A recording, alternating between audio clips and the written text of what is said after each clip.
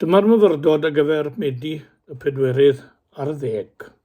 Mae chydig bach yn wahanol yn ei drefn. Dwi'n mynd i ddechrau gyda gweddi ac yna mewn i'r myfyrdod. Gawn ni weddio. O Dduw, helpa ni barchu'n hunain. Fel na Barnum gywilydd o'n gwaith. Fel na chawn ni'n temtio wneud dim sy'n amheus. Fel na fydd ni'n wneud dim heddiw a byddwn yn edifar amdano o fori. Rwy ni o Dduw gariad at eraill, fydd yn ein galluogi bob amser i ymateb i bob galwad am gymorth, i roddi cyn derbyn cais, i beidio gwneud dim fydd yn achosi loes na niwed i neb, i brofi llawenydd mewn gwasanaeth ac nid mewn hunan les, llawenydd wrth roi yn hytrach na derbyn, llawenydd o rannu yn hytrach na chadw. Boed i ni dybarchu o Dduw fel y cofiwn dy fod yn ein gwylio o hyd, fel y byddoi ni fyddhau i ti, fel na fyddoi ni ofni dim, ond y glwyfo di, na cheisio dim, ond y fodloni di. Yn enw Iesu Grist ein harglwydd. Amen. Wel, dwi'n troi at Efengyl Mathew, adnod 21, yn ddrwg gen i pennod 21, adnod 33. Roedd rhyw berchen tŷ a Plannu Gwinllan. Cododd glawdd o'i hamgylch a chloddio cafn i'r gweinwryf ynddi, ac adeiladu tŵr. Gosododd hyd yn antiaid, ac aeth oddi cartref. Mae'r stori mynd yn ei blaen i adrodd fel y bydd dyn anfon ei weision i dderbyn o ffrwyth ei wynllan. Daliodd y tenantiaid hwy a'i curo, ei llybyddio a lladd un. Anfonodd y gŵr eilwaith, ond by'r tenantiaid gam drin a gam harchu'r gweision hynny hefyd. Yna anfonodd ei fab, gan dybio parchent ef, ond dewch lladdwn ef a meddiannu ei etifeddiaeth oedd y gri. Dameg am dynion yn amharchu a chamdrin pawb a phopeth. Pam? Trachwant a hunanoldeb, meddiannwn ei etifeddiaeth. Unrhyw beth neu unrhyw un y safai yn ei ffordd roedd rhaid ei symud waith bef o'r gost. Treisio, dwy'n, exploitio, amharchu, camdrin. A fel mae'r ddameg yn dweud, diwedd anochel ymddygiad fel yna yw barn. Mae hunanoldeb dyn yn sicr o ddwy'n barn yno. Mae'r coedwigwyr yn sôn am rog tri, coeden a di yn uwch a chyflymach na'r gweddill, pren broi a di werth iddi. Mae mor uchel fel y deil pob gwynt, ac mewn storom fe gwympa gan dynnu coed eraill i lawr, a gadael bwlch a galanas mawr o'i chwmpas. Bydd y coedwigwyr yn torri'r rog tri a'i chwmpo cyn hynny. Mae ambell ddyn fel rog tri. Nid yn unig yn dwy'n barn ar ei hunan, ond ar lawer sydd yn ddigon anffodus efo o'i gwmpas ac yn agos ato. Yn y ddameg gwelwn ddynion yn amharchu a chamdrin yr hyn a roed i'w gofal. Ond ni welwn unau hynny heddiw. Gadewch i ni oedi am funud ar un neu ddau o bethau. Yn y lle cyntaf, amharchu byd Duw. Tenantiad oedd rhain yn y wynllan dim hwy oedd piau, eiddo arall oedd hi. Nid ni bia'r byd na chwaith, tenantiad i ni. Eiddo'r arglwydd, y ddeiar a'i chyflawnder. Ond i ni'n actio fel pe bai ni bia'r byd. Tenantiaid, stiwardiaid ydy ni am sbel fach. I ni'n camdrin ac yn amharchu'r ddeiar, ac yn araf, ond yn sicr, yn gwenwyno'n hamgylchedd. Nawr, peidiad neb yn meddwl mae ymwysodiad ar wyddoniaeth a thechnoleg yw hyn. Nid pledio mynd yn ôl i drafferthio'n ddoe ydw i. Mae Cristnogaeth wedi cyd-fynd at datblygu. Mae dyn erbyn heddiw yn ymgyrraedd i bellafoedd deiar ac yn ymestyn i'r gofod, pe cymerwn y denydd y wawr a phetrigwn yn eithafoedd y môr, yno hefyd ymtywysau dy law ac ymdaliaid y ddehelaw, does unman tu allan i lywodraeth Duw. Ond mae dyn yn ei drachwant a'i hunanoldeb o fewn ychydig i dynnu barn arno'i hunan. I ni'n amharchus o fyd Duw. Mater o bryder i lawer o'n gwyddonwyr yw ein bod yn ymyrryd a chydbwysedd tyner natur. Crws tennau o ddeiar sy'n ein cynnal i gyd. Ac yn ei drachwant mae dyn yn ei ddinoethi gan adael llwch anial ar ôl. I ni'n tywall yn carthion i'r afonydd ac i'r môr. I ni'n o'r hael gyda'n cemegau gwrteithiol yn y tir. Ni'n fforsio'r crop fwy a mwy. Mae llynoedd fi'n cynnal pysgod yn methu. Mae olew yn llifo'r môr. Mae mwg aflan yn yr awyr, difa, lladd, camdrin, amharchu.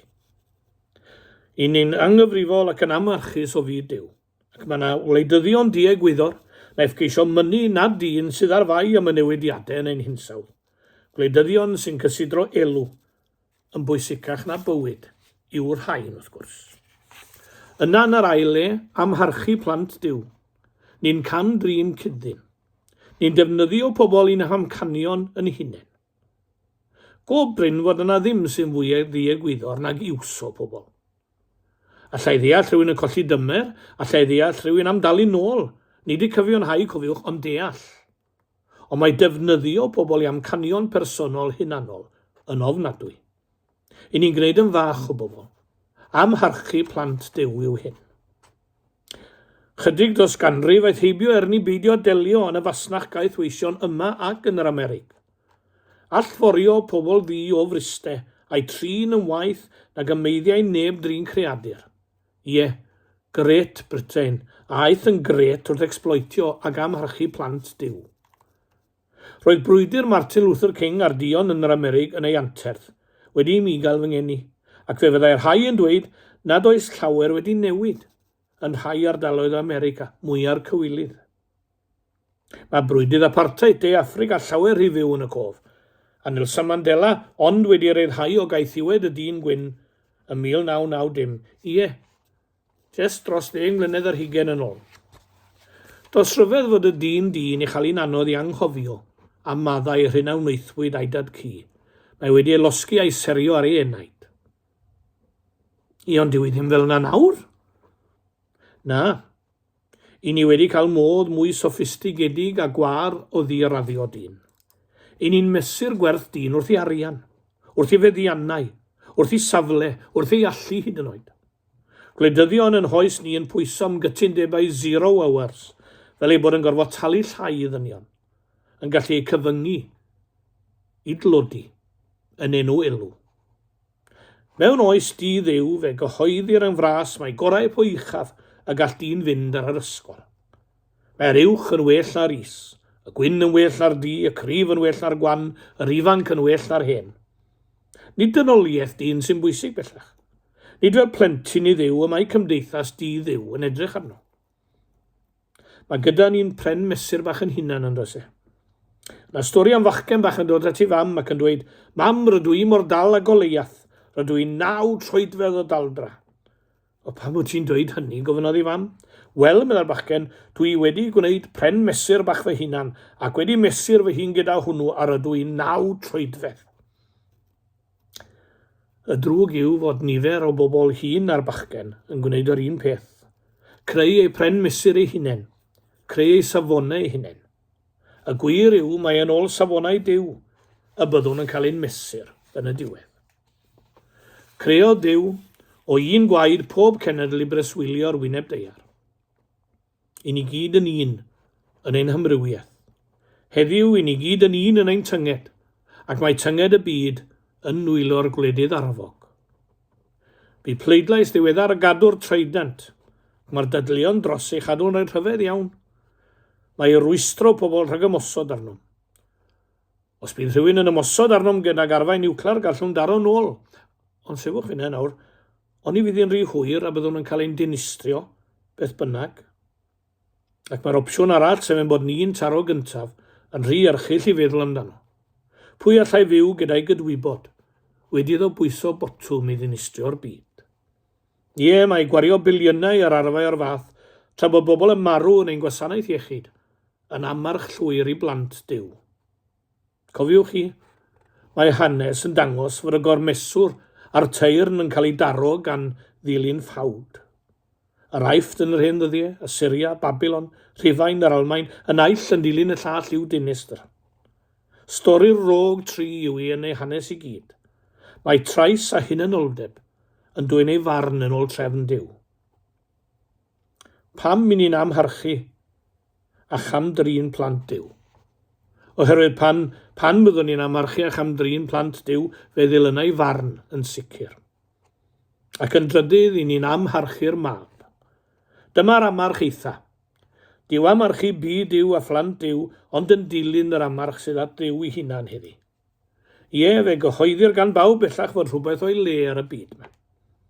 A gan fod dyn yn credu fod ei farn a'i reswm yn anffeiledig fewn ymlaen i drefnu ac i ail drefnu.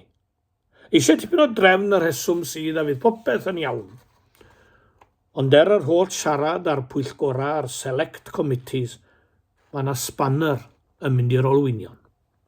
Y spanner yw pechod dyn, ei falchder a'i hunanoldeb. Fe ddaeth yn angrediniwr at Dr Bonner unwaith, a meddai wrtho, dwi ddim yn credu fod yna ddiw. Oedd hi'n hwyr a dim amser am ddadl, a dyma Dr Bonner yn offrymu gweddi dawel ac yna'n codi ben a gwenu. Ydych chi'n chwerthin am ymhenni, gofynodd yr angrediniwr. Na, tebod Bonner, roeddwn ni jyst yn meddwl pe bai pob sioncyn y gwair ar y ddeiar yn dweud nad oedd yna ddim hael, fyddai hynny ddim yn altro'r gwir. Ie, Duw a llosod pethau'n iawn, beth bynnag yw eich cred chi. Yn y ddameg anfonodd Duw yn gyntaf i weision, yna anfonodd ei fab yn y gobaith y parchent ef. Wedi iddynt ei ddal hwy ei boriasant ef allan o'r wynllan ac a'i lladdasant. Be sydd yn dilyn? Barn, ie yn y ddameg, ond nid ar galfaria, na. A hwn yw'r hyfeddod. Dyma'r newyddion da, dyma'r efengil, i'r mab dwyfol eiriol dros y pechadur. O dad, maddau iddynt.